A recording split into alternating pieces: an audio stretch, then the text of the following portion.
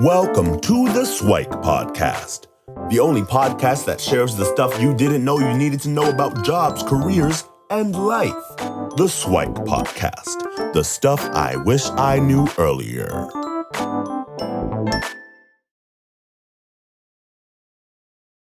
Hi, everyone, and welcome to the SIWIKE Stuff I Wish I Knew Earlier, the podcast. I'm your host, Luki, and for today's topic, I thought we'd go into stress and anxiety. So I've done some workshops recently on the topic, and it's been met with a lot of great feedback in terms of this has really helped me dive into stress and anxiety and how to manage it better in my life. So a lot of folks, first of all, are feeling stress and anxiety, especially during these trying times. And even before then, there's a lot of things to be scared of and fearful of and anxious about as well. So when we talk about stress, then oftentimes it's just some sort of pressure. There's something out there or something inside that's causing you to react and feel in a certain way. And a couple of important things is that, one, stress is important, right? It's something that we need. If it wasn't for stress, if it wasn't for that outside pressure, then we wouldn't be alive. Our ancestors wouldn't be alive, because oftentimes it was the environment that showed where the lions were, the tigers that might eat us. And if we didn't have that stress in order to fight off those lions or gather more food or do whatever it takes to survive, we wouldn't be around. So stress is not necessarily a bad thing, but it's the uncontrolled and chronic long-term stress that's the challenging part. So you might have physical stress, environmental stress, relationship stress, financial stress, but what we are normally talking about here is kind of the emotional stress that all of those contribute to. And one type of stress that a lot of folks don't appreciate is eustress, eustress. So eustress is actually that kind of good stress where if you've ever been in an athletic competition and you feel the pressure to do well and that drives you, then that's eustress in an action, right? So those types of stresses oftentimes become most challenging when they result in emotional stress, and emotional stress that's unchecked, right? It's one that continues on because in our ancestral times, when the lion was attacking or they were threatening the tribe, once the lion left, the stress released. But unfortunately, in today's day and age, we have so many notifications, so many deadlines, so many everything, that it's a constant stream and bombardment of stress that we actually don't get a chance to relax, right? Oftentimes, the things that we do don't actually relax us. It just almost numbs us and distracts us from some of the stresses and anxiety out there. So sometimes you might have like an acute stress, so something just in a moment where there's two cars that are almost hitting each other, and like, oof, I really thought that they'd hit each other, and you were kind of stressed and frightened for the moment, but it didn't actually happen. And then the more challenging one, and the one that most people have difficulties with, is the chronic kind of long-term stress, right? So the challenges at work, where you go in day after day, or at school, or what do I want to do with my life or career, or my family, my finances, all those different things that cause us stress. So when we have those types of stress, then that's what I encourage folks to start dealing with. And there's a whole bunch of different ways to do it. And one thought is taking a look at your perspective, right? So there's an author, Viktor Frankl, who wrote Man's Search for Meaning. And he was one of the unfortunate victims in one of the Nazi concentration camps. And he found that people that survived and ended up living afterwards were the ones that had meaning. And in his book, he had a quote, something along the lines of, between stimulus and response, there is a space. And in that space lies all of man's freedoms, right? So if you think about it, then the world happens to you, right? And the ones that really are empowered, the ones that have meaning, say that the world doesn't happen to me, it happens for me, it happens with me. So when something happens, they take that space and say, okay, do I react to what just happened based on habits, based on how I normally do things, or do I respond to that? And usually that reaction or that response comes from some sort of thought. Like that stimulus was just a stimulus. It was what it is. And it's up to you to make meaning from it. So you have a thought about it. And then you that thought usually generates a feeling. Like, I'm mad, sad, angry, frustrated, whatever it is. And then that feeling usually generates an action, and that action represents a result, right? So if you use the acronym Saint FAR, right? STFAR, so the stimulus, the thought, the feeling, the action, and the result. So things that happen, it's really up to you to decide whether they're good or bad. And one of the analogies or the stories I often tell is there's a story of two twins, right? And they follow both of them on their life. And one twin had a really challenging life. She went into drugs and didn't do well in school, had bad grades, ended up going to jail, could never hold down a solid job, went into abusive relationships and all that sort of stuff, had a really terrible life by all measures. And they asked her, well, if you can point down all the things that happened to you, what do you think resulted in kind of your life's misfortunes? And she said, oh, it's because I have an alcoholic father, right? Okay, makes sense. Now the second twin, right, grew up in similar circumstances, but was almost the total opposite. Always had good grades, was captain of the sports team, valedictorian, got into any college of her choice, got into any work, and was headhunted around for different roles, was in amazing and loving relationships and got promotions left and right, had a great family and things like that. And they asked her, well, what do you think helped you in terms of all the fortunes that you had in your life? And she said, oh, that's easy. It's because I had an alcoholic father, right? So for the same stimulus, the same conditions, these two people had totally different life trajectories because their thoughts about it dictated it. One thought, well, my father's alcoholic, so therefore I'll probably be alcoholic or in some similar state.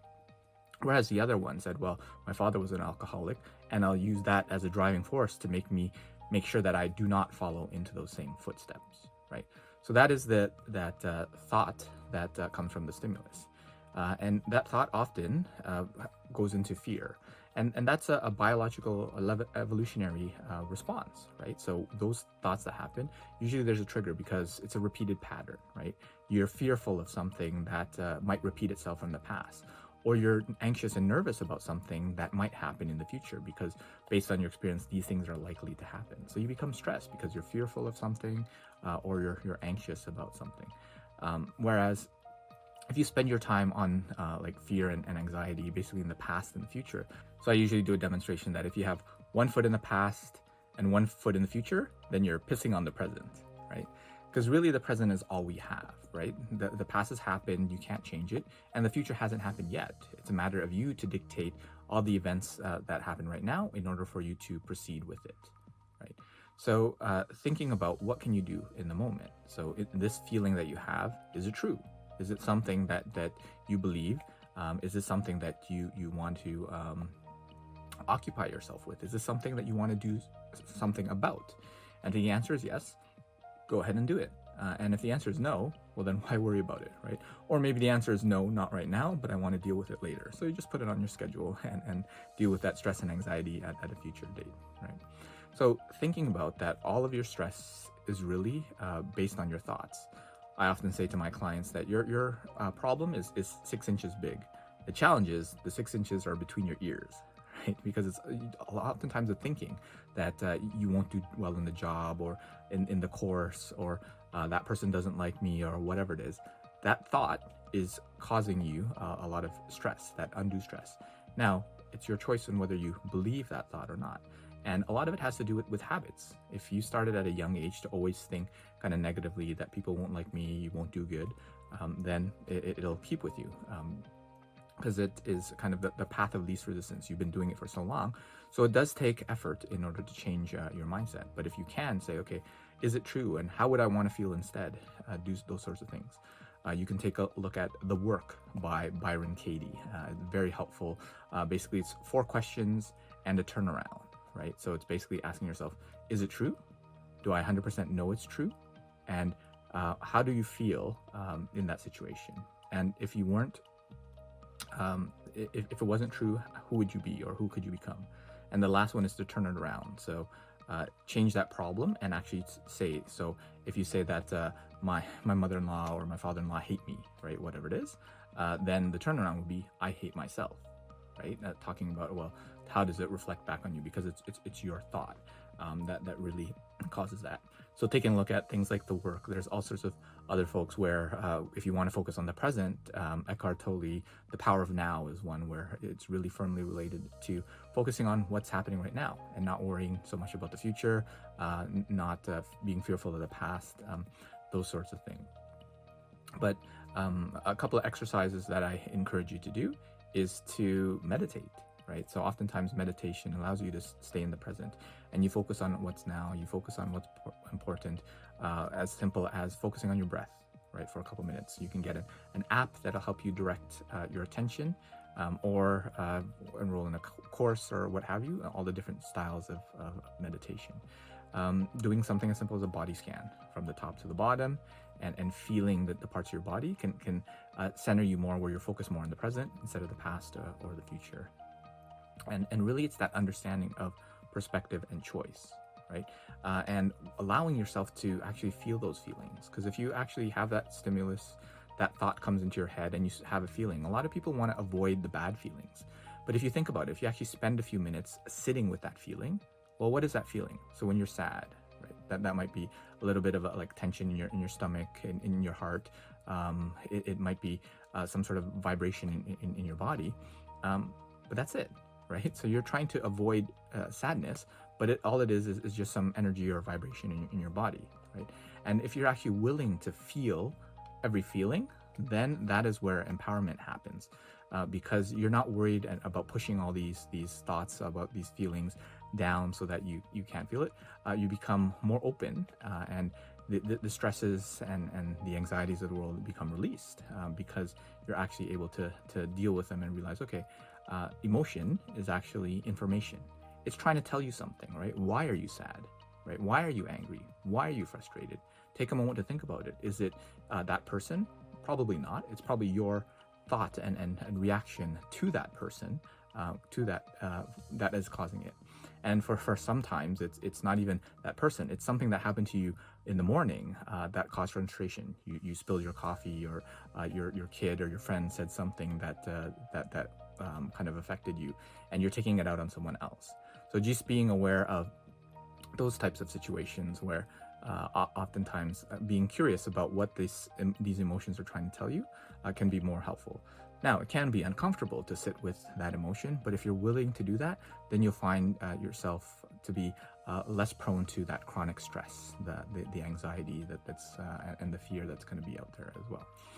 So if you take a look at times where you're anxious about something, another way to change the perspective is to see what you're excited about, right? So if you think about it, when you're anxious, you kind of have butterflies in your stomach, kind of sweaty palms, a little bit of tightness and nervousness about things. But when you're excited about something, what do you have? Well, you kind of butterflies in your stomach, tightness, and maybe sweaty palms because you're eager to do something. So next time you're anxious about something, ask yourself, what am I excited about? So you're anxious about the job interview. Well, what are you excited about? You're excited about being able to join the company or have the potential to kind of showcase yourself as someone who's going to add value to the company and start your career off and continue your career and hopefully do great things at the company, right? So if you take that perspective of excitement versus anxiety, of an opportunity instead of a limitation, that often goes a long way. And another challenge with stress and anxiety is often overwhelm, right? Oh, I'm overwhelmed with so many things that I have to do. I gotta go do this at work. I gotta do this at home, and then this at myself. And there's so many things to do. So one thing that can be helpful to reduce overwhelm is actually to map it out, right? Because what are you overwhelmed with? Everything. Well, it's not everything. It's probably a few things. So there's a couple of things at work that I have to do. Okay, write them down and journal them out. Put them in detail in terms of what they are. What do you have to do at home? Write them down, right? And what are the things you have to do for yourself? Write it down. All those different things. It might actually be a lot of different things, but you'll no longer overwhelm because it's not this kind of nebulous, massive things that you have to do. It's just a bunch of activities that eventually you have to deal with and get through.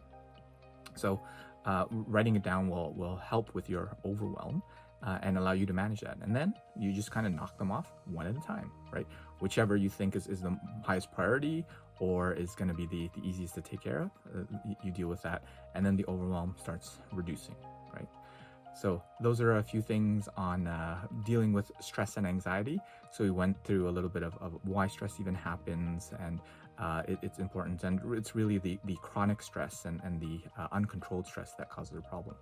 We talked about the Saint Far thought of dealing with it. So the stimulus, the thought, the feeling, the action, and the result. So that's really what controls that thought against whatever stimulus is really that controlling point. As Viktor Frankl, that's that little space when you can address your thought and get a little bit more space, then it'll be so helpful. So using things like meditation to increase that space, using things like perspective, right? Either through the two twins with an alcoholic father, which perspective are you taking? Is it an opportunity or is it a limitation? Is it something that you're anxious about, or is it something that you're excited about? So using different perspective is something. And then for overwhelm, it's actually documenting, writing it down. And when you actually have an understanding of all the different stressors that you have, well, you realize, well, it's a lot, but it's not overwhelming. It's just other things that you have to do. So that's it for this episode of the podcast, and hopefully we'll see you in the next episode. Thanks for joining us on the SIWIKE Stuff I Wish I Knew Earlier, the podcast. If you like the podcast, please subscribe on iTunes, Stitcher, or wherever you found this podcast. And if you can give us a review, that would be very appreciated. Feel free to contact me on LinkedIn at Luki Danu, LUKIDANU, and the same on most social media platforms. And I look forward to hearing from you. Thanks. Bye.